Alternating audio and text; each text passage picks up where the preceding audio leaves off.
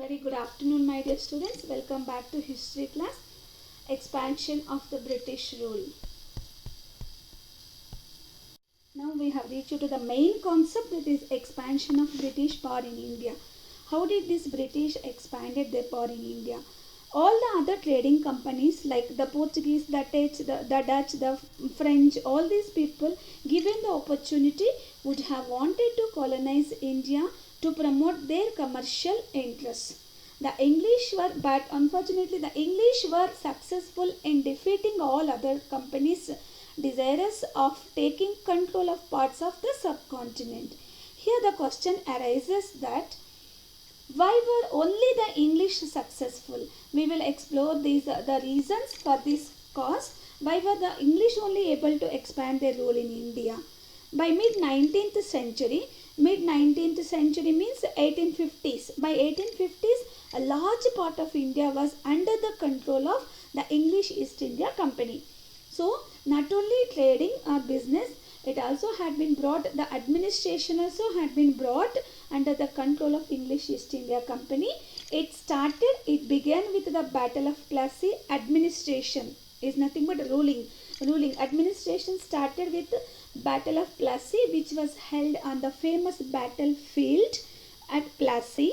This battlefield, like how do we call the Battle of Panipat, Second Battle of Panipat, Third Battle of Panipat? Because they were held on the battlefield which was called as name of the place, Panipat. In the same way, here the name of the place, Plassey, which was held between the British and the Nawab of Bengal, Siraj-ud-Dawla. Siraj-ud-Dawla and the Nawab of Bengal had been defeated by the British, and they established a strong administration. They started from this, they continued all the other places also to defeat and to establish their administration. We will discuss about the causes, about those things further. So it began with the Battle of Plassey in Bengal and ended with the revolt of 1857.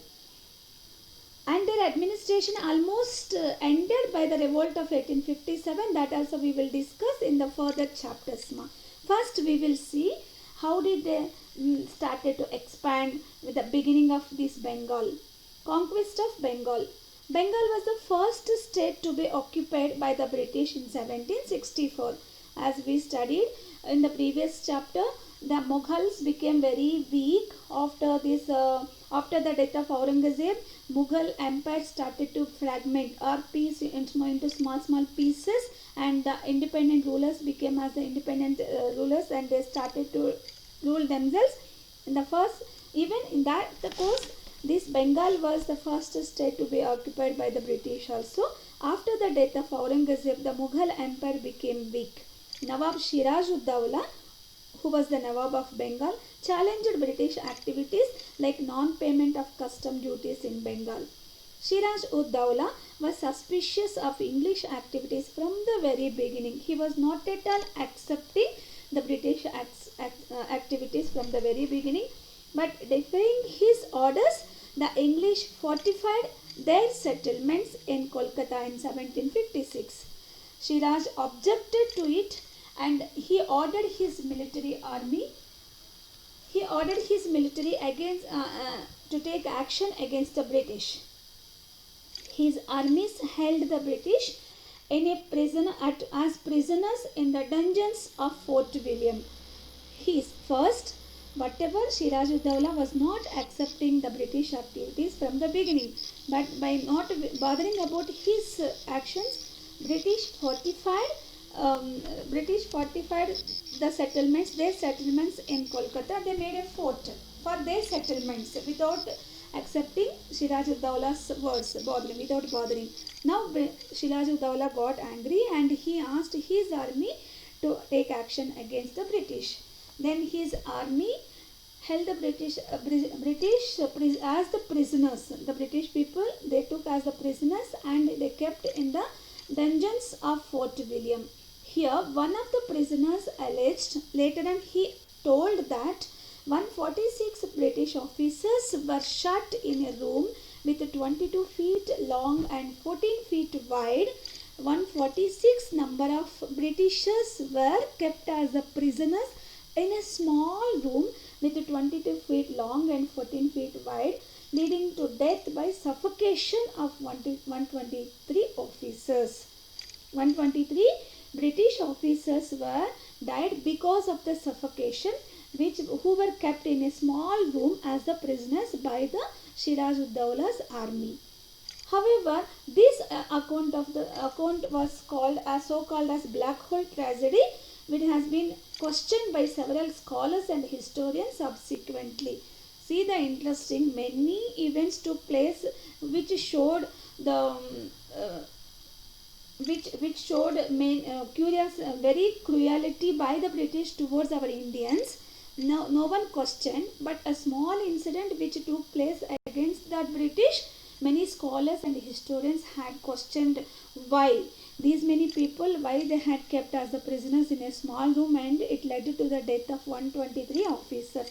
Of course, Britishers showed much more cruelty than this incident towards our Indians. Nobody questioned about that question. Anyhow, this is about the starting of how this hostility started between the Bengal and the British. The enmity started, and it led to the Battle of Plassey. As a result of Battle of Plassey, Bengal had got Shiraj-ud-Dowlah defeated by the British, and he surrendered himself, and also he was killed by the British. In the next slide, we will discuss about the battle. The Battle of Plassey is an important landmark in the history of India.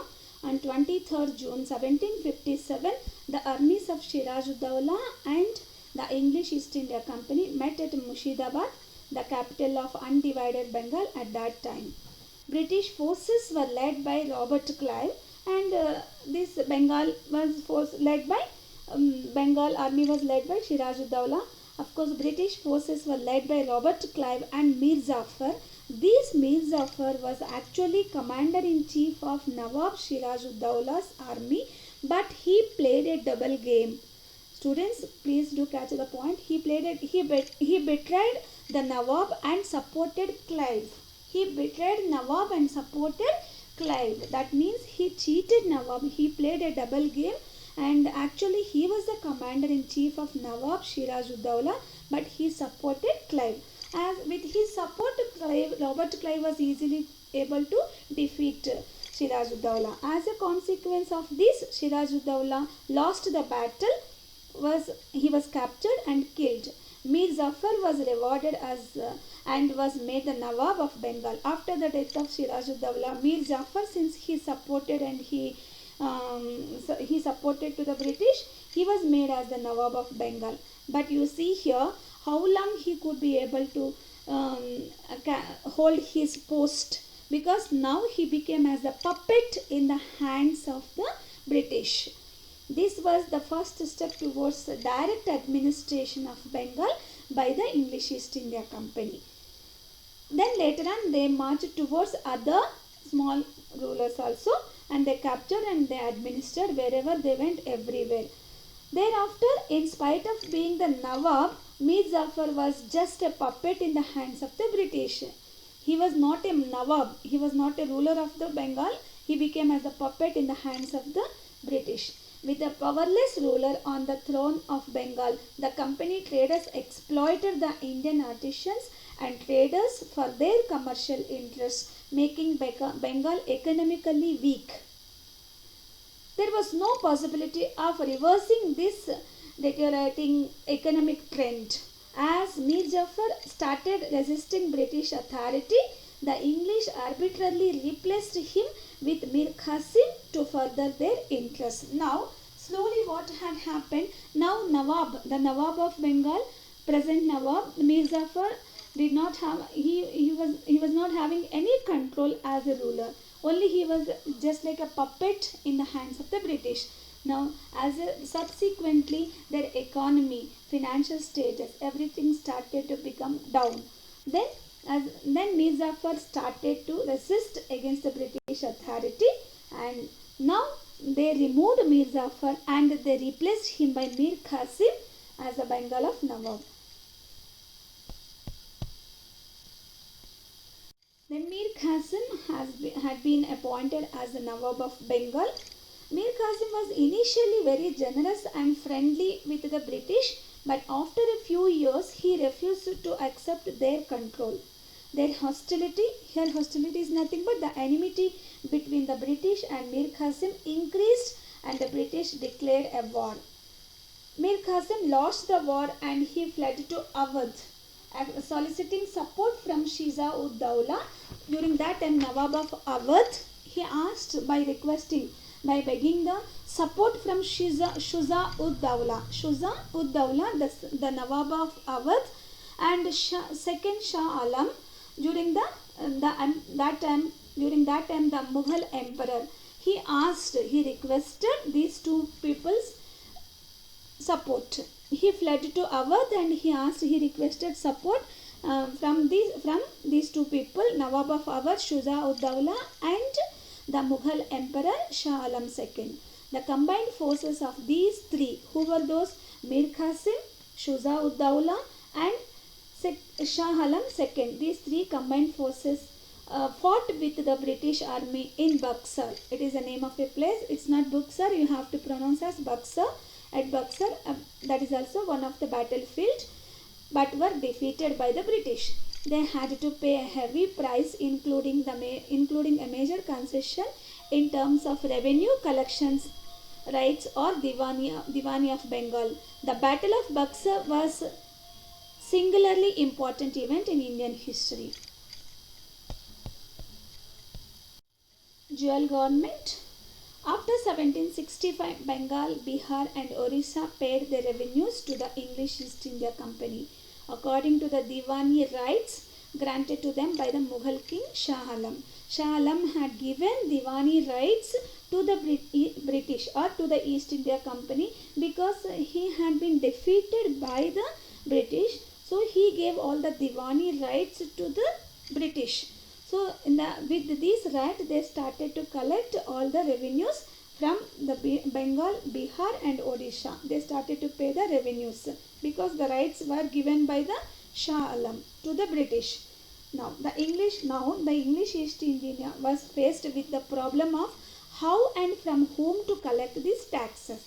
Of course, they were given the rights to collect the taxes or revenues from different rulers, but they felt it difficult to collect from all these places. So they planned in one way. They carried on the administration with the help of the Nawab's officials. Now they asked that some of the officials to help them to collect the taxes. This was called as dual government. What was the dual government? Under this system, the administration of the kingdom was in the hands of the Nawab, but the control of the revenue was in the hands of the company. Once again I repeat, what was dual government? Two governments were ruling at the same time, the British as well as the Nawab. What was the job of the Nawab? Only the administration, taking care of the subjects, like looking after the administration, and collecting the revenues was done by the British. Once again, what was dual government? Under this system, the administration of the kingdom was in the hands of the Nawab, but the control of the revenue was in the hands of the company. This meant that there were two rulers at the same time. The English East India Company benefited from this. On the other hand, they did not have to take responsibility for organizing welfare measures for the people because they would fall under the purview of the Nawab's administration. Taking care of the taking care of the people and organizing the welfare measures, this comes under the administration of the Nawab, but collecting the taxes comes under the English East India Company. And on the other hand, the English East India Company controlled the revenues collected from the kingdom. Now obviously what would happen here? Only the Nawab was able to enjoy the duty of taking care of the people by implementing new measures, welfare programs, this, that and all. But the Nawab was not allowed to enjoy any revenues could be collected. Only revenue collecting was the job of the English East India Company. The Nawab had no control over the finances of his empire, as the English were not ready to share the revenues with the Nawab. As a result, this led to the unhappiness amongst the rulers and both left the welfare of the people. Even now, the rulers, the Nawab started to think that since I don't have any right to enjoy any revenues collected by the people, why should I take the welfare programs and take the concentration, show the concentration of the welfare of the people. Now, and the English East India Company, the British also had left to take care of the people since they were getting regularly revenues and they were enjoying the money. So both people left to take care of the people. This was known as dual government.